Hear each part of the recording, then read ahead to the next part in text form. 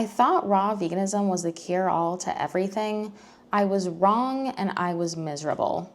I want to start out by saying this is not a bashing raw veganism type diet thing. This isn't like one of those videos of this is why I'm an ex-vegan, yay. Like, no, I'm still vegan. I'm still on a plant-based diet.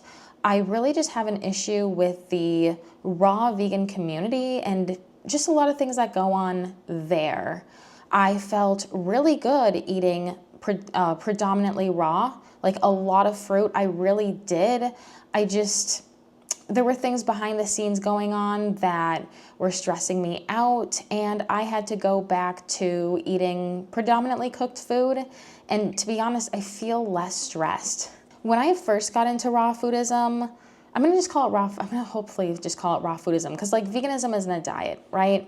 So I had really bad depression, anxiety, and another mental health issue.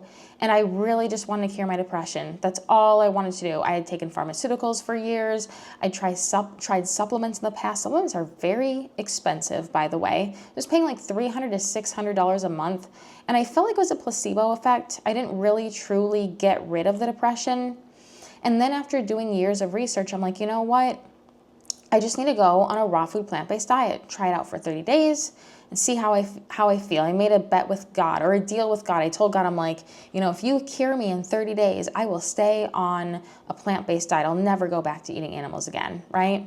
30 days later, depression, anxiety, and the other mental health issue were completely cured. And I'm like, dang, I feel so good.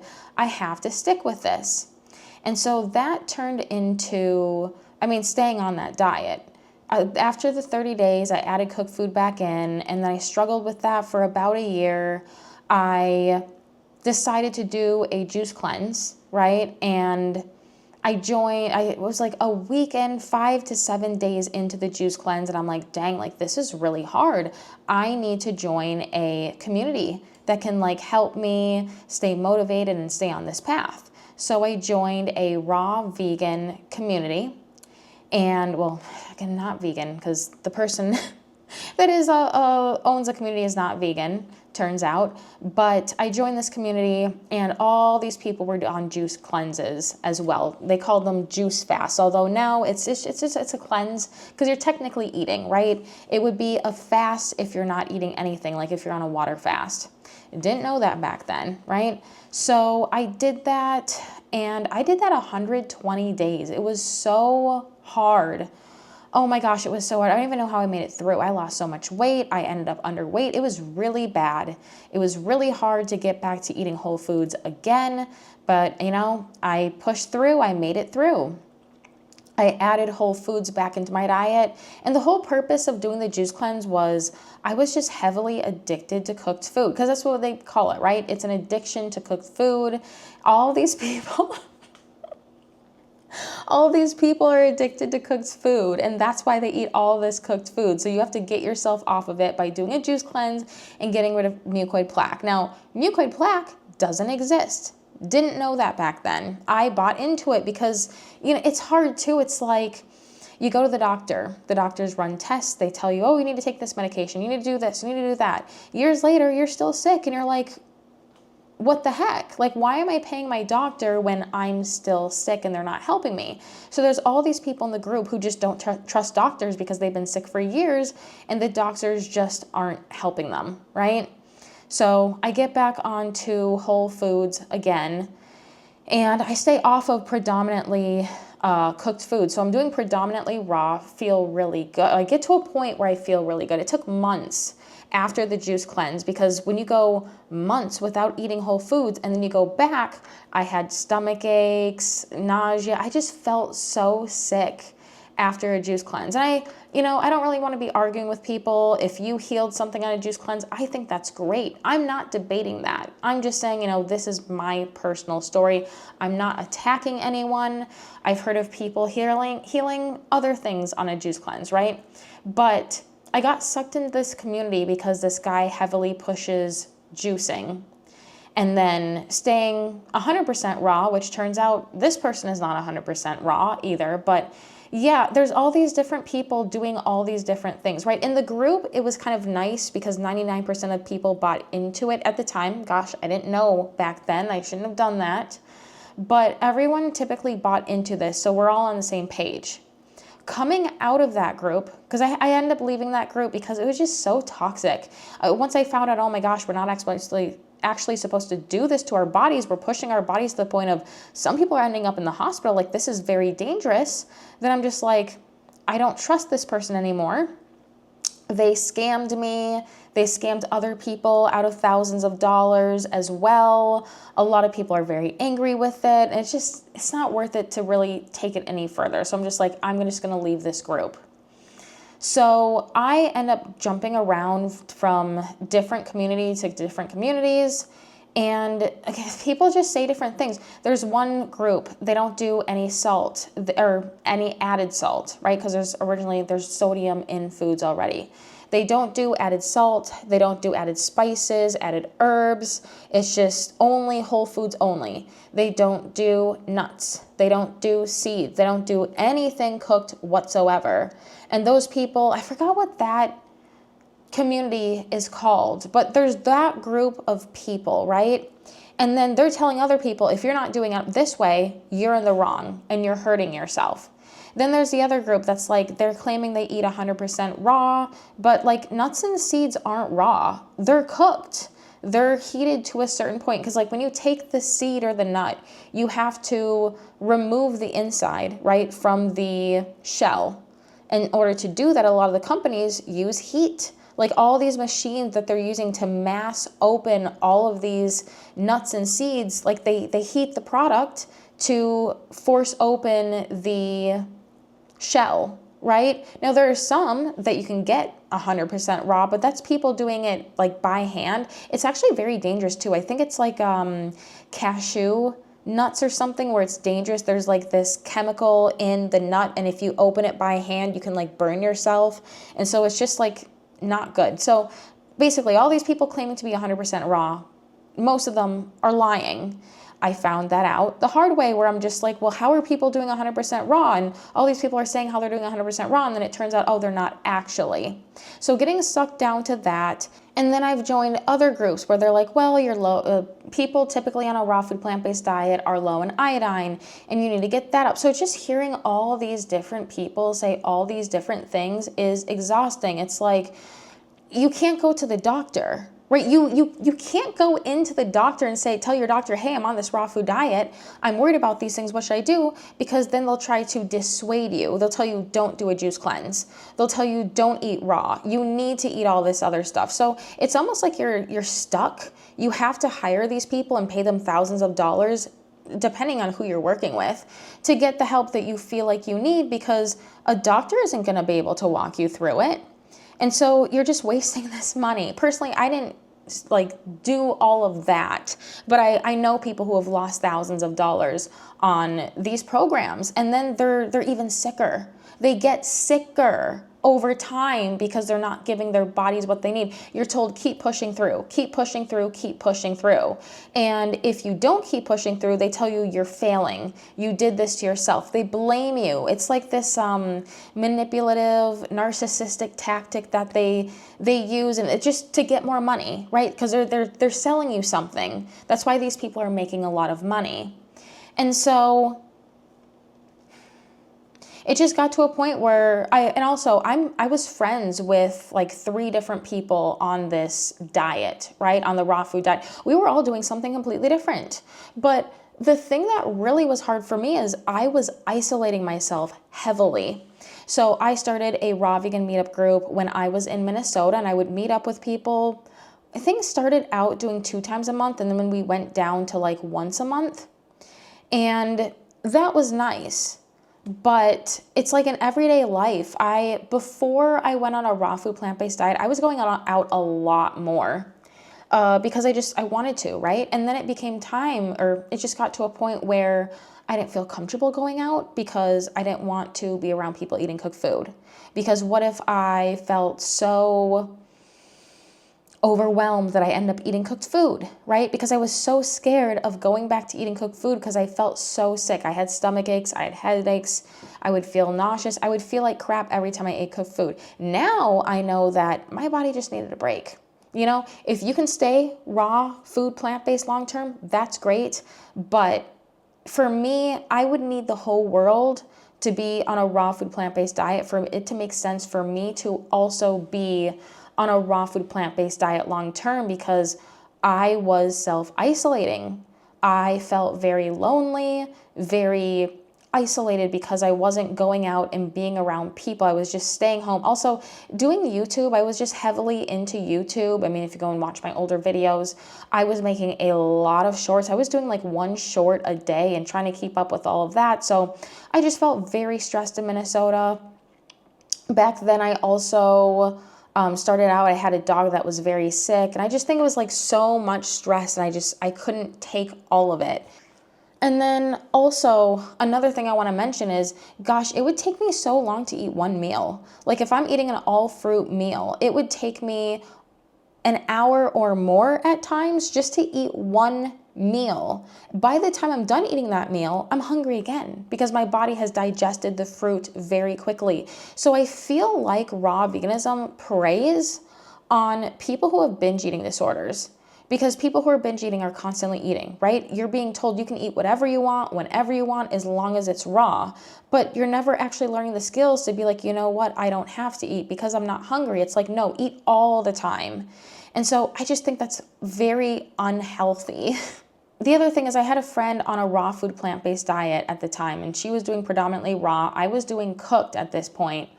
And we were talking about traveling together. How is that going to work? So we're going to have to get a hotel that has a kitchen, a full kitchen with everything that a kitchen needs. And she's going to have to spend a lot of the time in the kitchen just making food for herself. How much time would we even get to go and sightsee? Because I feel like being on a raw food diet, a lot of the time you're spent doing is just spent on making food. Preparing this food, especially if you're doing raw vegan gourmet and you're using a lot of dehydrators. I would spend days, hours, like 16 hours dehydrating something just so I could eat it. It's exhausting. But I was just thinking, I really want to travel and I want to be able to go to a restaurant and just sit down and enjoy a meal. And I don't want to talk about food. That's the other thing. Anytime I would go to a meetup, and I'm not blaming anyone, but this is just the culture of raw foodism that I've seen, is anytime I would go and hang out with anyone, we're only talking about food. Oh, you know, this person, they're eating animal products. I feel really uncomfortable being around them. Oh, I couldn't eat this today. I took out nuts out of my diet. And I've done this too. I'm not saying that I'm the exception to this rule. I have done this too. Oh yeah, I had to take out nuts out of my diet because my asthma is really bad. I had to take this out of my diet because I'm experimenting. You're only talking about food, and it's just... I noticed it after I went back to eating cooked food when I still had friends who were eating raw, and it's just like, dang, I'm just thinking all of our conversations revolve around talking about food. It's almost like you're just so obsessed with food. How can you not be? Because most of the world is eating animal product, right? But just even wanting to go and hang out with people eating cooked food, I've noticed that they don't talk about food like that. And so I just decided, yeah, like I need to add cooked food back into my diet because I want consistency. I was spending a lot of money on raw food. Like, gosh, and then it would expire so quickly. I am a super taster. I found that out last year. I did this test. Basically, I have more papillae on my tongue than the average person. There are non-tasters that have the least amount of papillae on their tongue, and they can't really taste a lot. They typically like things that are very spicy because they can feel the heat. Then there are medium tasters, which is most of the world, right? You give them any dish and they'll be like, this tastes good. Unless you put if you put a bunch of extra salt or extra sugar, they're gonna be like, this tastes off. But most dishes they like. Then there are super tasters, which is I'm in the category of. We have more papillae on our tongue than the average person. And bitter things taste extra bitter. I can taste the bitterness in coffee, chocolate, greens. I have such a hard time eating greens. I can eat greens like broccoli if it's like cooked in like water, it's good. and mixed with other things, but like raw, it's just gross. I've tried to add greens powder to things. It's just so bitter to me. I can't do that. I can taste now like that I don't eat a lot of like, I don't know. I went back to eating cooked food, right? There's certain things I still can't eat that it's just like, oh my gosh, that's like so much sugar in that, right? Sugary things are extra sugary. Before I went on a raw food plant-based diet, I could eat like a Snickers bar, Reese's, peanut butter cups. I was obsessed with those, right? Before I was vegan. And I could eat it. And I know they have plant-based ones now. I haven't even tried them because it would be way too much sugar for me. So my taste buds keep changing, and if I go a long period of time without having fruit, it's just the fruit, either way, honestly, before I went back to having cooked food, the fruit would just be so sugary. After I came, oh gosh, the juice cleanse was so hard because it just didn't taste good to me. It was just so sugary or not sugary enough, like the cucumber, gross to me. Celery was just bitter. And then going back to the fruit, just so much sugar in it. Like, I don't even know how my tongue took that. So yeah, my taste buds keep changing when I change foods that I'm eating. And it just becomes really hard to eat those foods, to go back to eating those foods. Now I feel like I'm at like a normalcy level. I'll have smoothies every now and then. I'm still allergic to the cold. I still have cold urticaria. It seems like it's less of a problem, to be honest. I don't know what the deal was before, because I had smoothie bowls for a long time. I had to give them up. I went back to smoothie bowls. Now I'm eating warm food and cold food. It's still an issue here and there, but not as much of it as an issue way back when. I don't know. I feel more satisfied about the foods that I can eat now because I feel less stressed about it too. Like when I first got here with my friend, we went to, I forgot, it's like nori something. Oh gosh, I can't believe it. It's like all plant-based sushi, right? Amazing. I was able to go there and I didn't get sick. Before, when I would go and have food, I would get so sick because my body wasn't used to eating like that.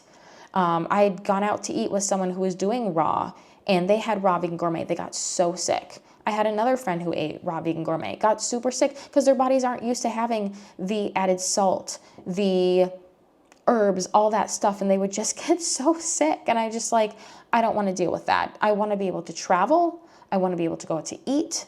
I don't want my life to revolve around, I can't eat this, I can't eat that. And of course, it's still going to be like that. I can't have gluten wheat. I hope that when I go to Europe, I want to see if I can have the gluten wheat over there. Because I know the wheat has less gluten over there. But I'm not going to go back to eating animal products. I'm vegan for a reason. I care about the animals. I wouldn't eat a dog. Why would I eat any other animal? Also, I'm Christian, right? So it doesn't make sense to be eating like that kind of stuff. So yeah, I don't see myself going back to eating a raw food plant-based diet. Even for a week, I noticed I would do like, way back when I would do like a week of predominantly raw and my taste buds would change and I would try and go back and have cooked food, and cooked food tastes so bad. Oh my gosh, it tastes so bad. I just don't want to experiment with things when it's not going to taste good to me. I am on a weight loss journey. And I feel very comfortable with the way that I'm eating. I'm eating cooked food. I still, like I said, I still eat some smoothies and whatnot. So I just want to reiterate that I'm not attacking anyone who eats raw food plant-based. If that works for you, I think that's great. If you do a juice cleanse and that works for you, I think that's great. I personally have an issue with the community saying all these different things and then telling people it's one way or the highway. If you don't follow my way, you're doing it wrong and you're hurting yourself, when that's not true. There's a lot of people in the raw food community who also believe that you failed on the diet because you weren't doing something wrong. You failed on the diet because you were doing something wrong, and it's your fault that you didn't succeed. But honestly, I truly feel like my body needed a break from all the cooked food. I went off of eating animal products, cold turkey, by the way, overnight, stayed predominantly raw for 30 days, went back to cook food for a year, maybe a little bit more than a year. I did a 120-day juice cleanse, stayed predominantly raw for more than a year, and then back to cooked foods, but no animal product because I'm vegan.